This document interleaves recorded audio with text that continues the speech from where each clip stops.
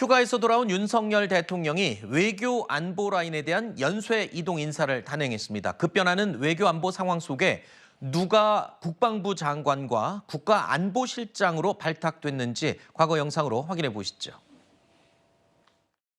이 공원 지역 같은 경우는 모든 국민들의 편안한 휴식처이면서 안식처입니다. 그래서 저희가 경호 차원에서 이 지역 일대의 일정 범위는 시위를 하지 못하도록 금지할 수 있도록 조치를 할 예정입니다. 작년 8월 21일 왜 거짓말을 하셨습니까? 거짓말한 적 없습니다.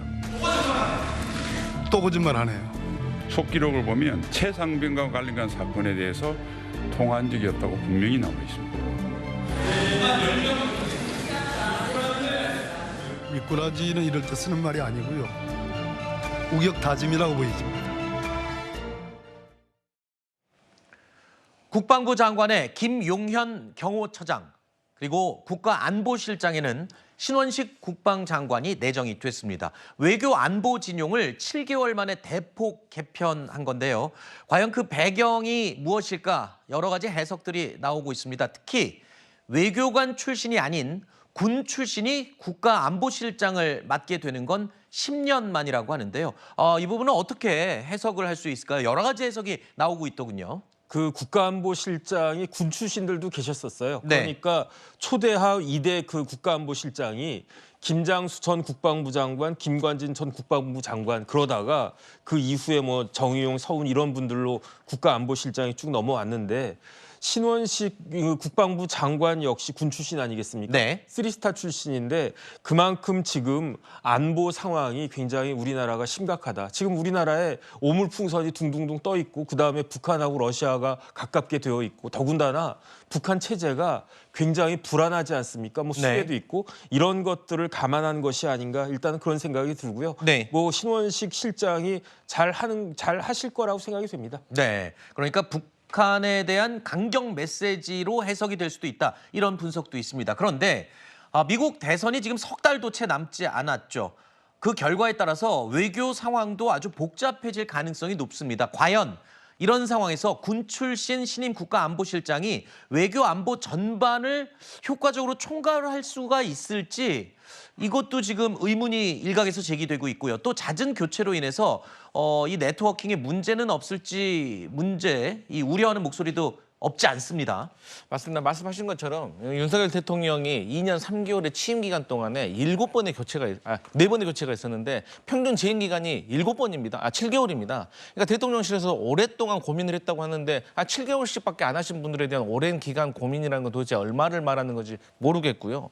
그다음에 이제 그 여권에서도 좋으신 분이 많이 있을 겁니다. 사실 군 출신보다는 말씀하신 것처럼 지금에는 어떤 미국 대선이라든가 우크라이나 전쟁, 중동 전쟁 때문에 국제관계에 예민한 외교관 출신을 쓰는 것이 좀 낫지 않겠냐라는 분석이 있지만 그럼에도 불구하고 좀 좋은 분들이 있는 것 같은데 예를 들어서 뭐 김용현 경호처장이 국방부 장관으로 또 그 신원식 국방부 장관이 또 국가안보실장으로 이게 모두 다 익숙하신 분들이에요. 원래 국군 통수권자가 인사로서 그 시그널과 국정운영의 방향을 알려주는 건데 이건 어떤 방향인 건지 모르겠고 네. 사실 신원식 실장 같은 경우는 얼마 전에도 정보사에서 엄청난 정보가 유출이 되지 않았습니까? 또 지금도 정보사 간부들, 장군들끼리 또 소송전을 하면서 그 죽을 때까지 무덤까지 가져가야 되는 그 정보들이 최소한 변호인에게까지는 유출이 되고 있는 그런 상황입니다. 네. 또 오물풍선이 날라왔을 때 대통령실에 떨어졌잖아요. 그러면 김용현 경호처장도 사실 임무에 좀 실패한 것이 아닌가. 그래서 네. 이런 분들을 꼭 시켜야만 했었을까 하는 의문이 듭니다. 자, 국방장관에 내정된 김용현 경호처장은요, 대통령의 신뢰가 매우 두터운 인물로 알려져 있습니다.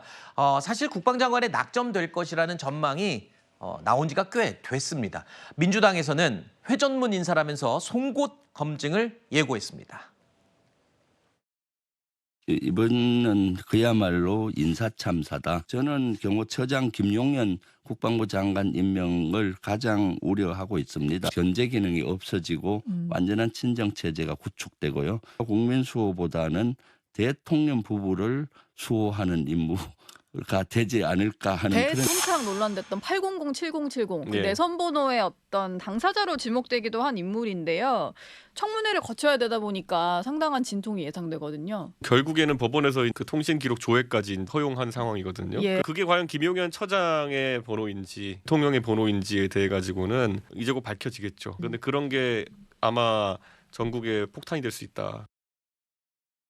일단 야당의 인사청문회가 만만치 않을 것 같습니다.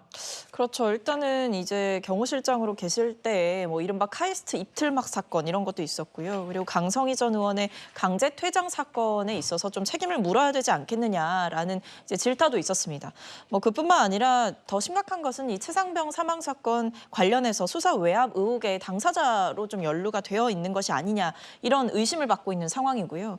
방금도 이제 언급이 되었지만 그 02로 걸려온 전화의 어떤 그 배우를 밝혀보니까 이제 뭐 경호처 거다 이렇게 이야기를 했지만 그게 과연 대통령이 사용하신 것인지 아니면 경호처에서 어떤 주관을 가지고 사용을 한 것인지 이런 부분도 좀 밝혀야 되는 것 이런 것들이 있는 거고 최근에는 또 이제 민주당에서 지적하는 부분은 임성근 전 사단장에 대한 그 구명 로비 의혹에 있어서 배우가 아니냐 김용현 실장 같은 경우에 이런 부분도 지적을 받고 있거든요. 그러니까 쉽게 말씀드리면 사실 어떤 공직으로 영전하고 이럴 사람이 아니라 네. 어떤 수사에 있어서 협조해야 하고 사실상 야당에서는 피의자처럼 보고 있는 상황이기 때문에 이런 부적격자를 네. 어떤 대통령과 굉장히 가깝다라는 이유만으로 이렇게 등용하는 것이 맞느냐 이런 네. 비판을 할 수밖에 없죠. 알겠습니다. 자, 인사청문회를 앞두고 여야의 격돌이 또 예정이 돼 있겠군요.